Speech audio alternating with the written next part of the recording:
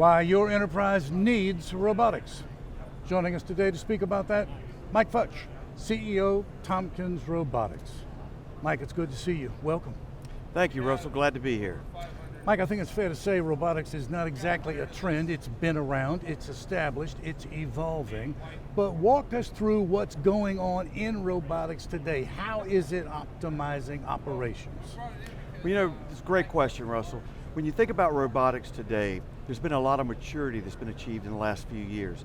You know, if we were having this conversation in 2015, I'd have to be honest and say we're not quite there. But here in the last couple of years, the maturity level, price points have come down, reliability's gone up, it's really taken off. And so how that's helping people in the marketplace, both for our customers and in general, is it saves labor, decreases capacity, maximizes the other assets you have, whether that's a building, inventory, et cetera. And there's a wide variety of robotic solutions that are out there. Anything from automated storage and retrieval robots, all the way down to pick and place robots, sortation robots, AMRs, AGVs, all the gauntlet. You know, we're talking to each other at the Modex trade show where clearly robotics is a big topic, big item for attention. Lots of people are interested in what's going on in that field. But here's the question, let's talk about adoption rate. How many people are actually implementing that type of technology? What do you say? So you have to segment the answer, Russell. So if you're talking about large firms, think about the top 25 retailers. Think about the UPSs and DHLs and FedExes of the world.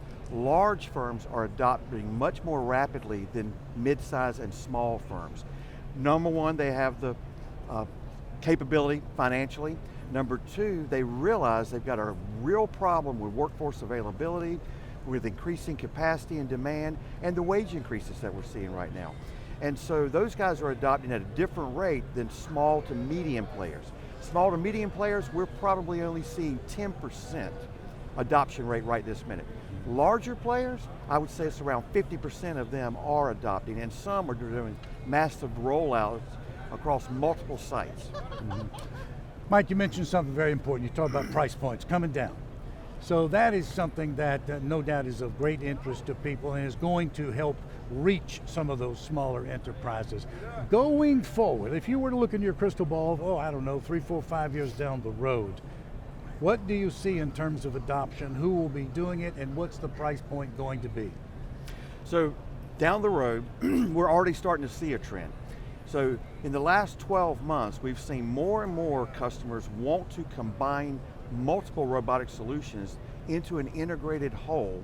So think about it, if I can do automated storage and retrieval, I could do automated pick and place, I can do automated sortation, I can take away to automated packaging. We're seeing more and more people try to string those technologies together. That's going to become more and more prevalent over time. You're going to see more of that.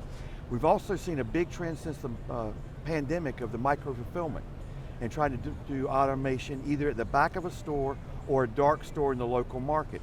You're going to see more and more of that. It's going to happen over and over again. There's also going to be some consolidation in the industry. There's going to be some people that don't make it.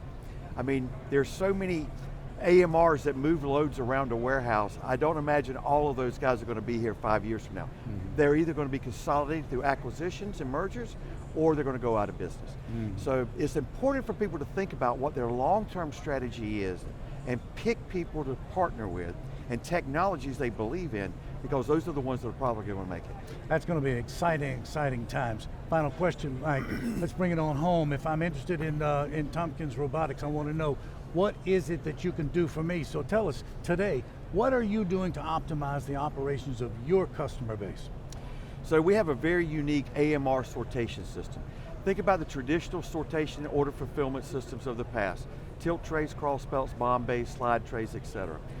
Instead of having a large fixed loop conveyor system, we have a fleet of small AMRs that move around and do the same function. The beauty of our system is the flexibility, modularity, scalability.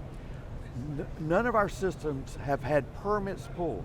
The entire system is on wheels, like Lego blocks that hooks together, so I can put it in with no permits, no sprinklers underneath, no hardwired electrical. We plug into a wall outlet.